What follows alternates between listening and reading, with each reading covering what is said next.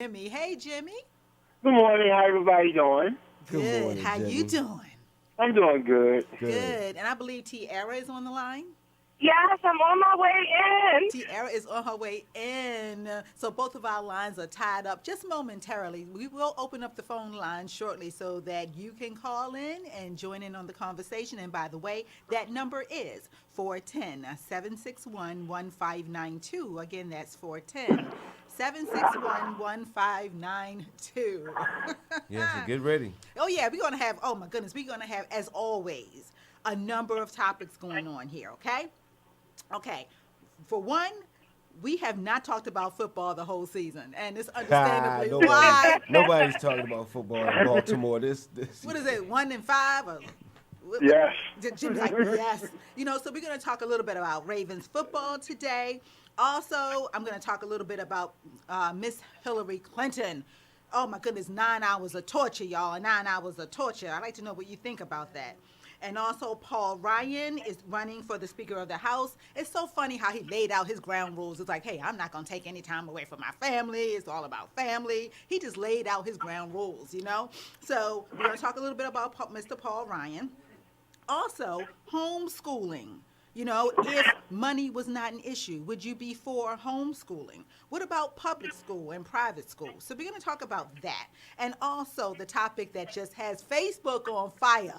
It has Facebook on fire, Tiara, because this is actually a topic that you came up with. Oh, yeah, girl. People are excited about this topic. Do you think some people were not meant to be married because their need for attention will never be satisfied by just one partner? So we're going to save that one for last, but we're going to make sure we carve out enough time so we can talk about it and talk about it to death, because that is a hot topic. Because I think some people don't even realize just how needy they are.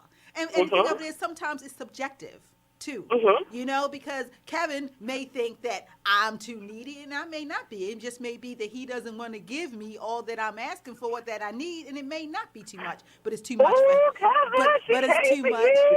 But it's too much for him. You see what I'm saying? So we're going to talk about all this good stuff. So again, once Tiara arrives here, that will open up a phone line, and the telephone number is 410-761-1592. Again, you're listening to Shop Talk with Cassandra Renee.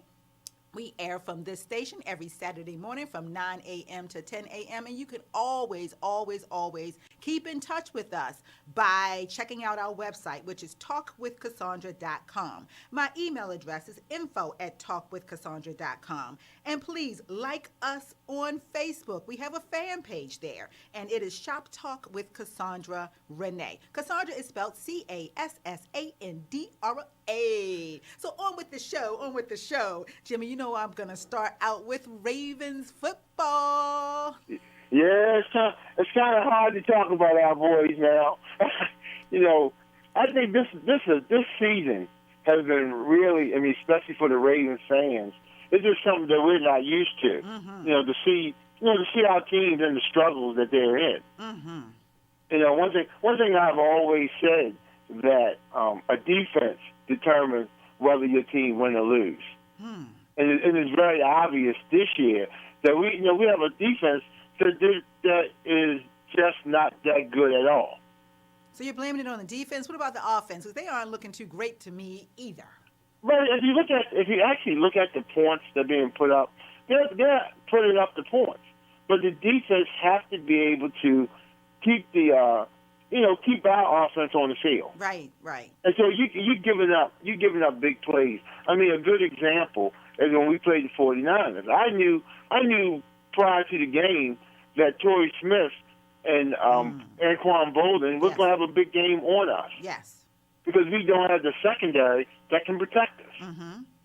And look what happened. Mm-hmm. Just how I expected. Wow. So Jimmy, if you were to give advice to the Ravens team, what advice would you give to possibly turn this thing around? Because a lot of us are very discouraged now, and we're like, you know what, this is just a bust. This is a wasted season. And what I share with my daughter, because she gets really upset about this, it's like every team that I can think of has had a bad season. This is the first time we've experienced this. We aren't used to it, but every team I can think of has had one. So what advice would you give to the Ravens team? Well, first of all, I think And the thing is, there's nothing we can do at this point when it comes down to the defense. I think what's going to happen is at the end of the season, we really need to look at bringing in some proven veteran defensive backs, and not necessarily, some teams cast off. I mean, you're gonna have to invest some money. Now, like I said, as far as the offense is concerned, one thing that really hurt us this year is actually losing. Well, we let Troy Smith go. Yes. But they drafted a player that was actually, as far as going downfield, is actually a really, really good receiver. But, I mean, when you're dealing with the draft, you always have the unknown. And with him getting injured, and he didn't even make it the preseason. He got injured in the training camp. So we lost our downfield threat. And as you see, when we play our games now, when it comes down to the offense, we throw a lot of short passes because we just don't have the speed on the outside. So hopefully he can get his stuff together. He comes back. Then we should have the offense we need. But then when we get on the defensive side of the ball, we have some linebackers that really cannot cover, a tight end or a running back going downfield. So you're going to have to, I mean, they're big, but you're going to have to look at getting some speed in the secondary. Yeah. Because I tell you, one thing that has definitely hurt us is we've been plagued with injuries, and we have a lot of young people on the team, which can end up being a positive thing. Because all before, the problem we had was that we were old and slow. I think, the thing is, when it comes down to young players, that goes from position to position. When you have a young player that's in your defensive backfield, it can be a problem. And that's one of the things that a lot of talk has been about with our backfield, is that they're young and there's a whole lot of miscommunication problems. Yes. You see other teams' receivers going down the field wide open. But isn't that to be expected, though? A lot of communication issues. Because you think about when Flacco started with us, right? They claimed that he was a rookie for about, 5 years?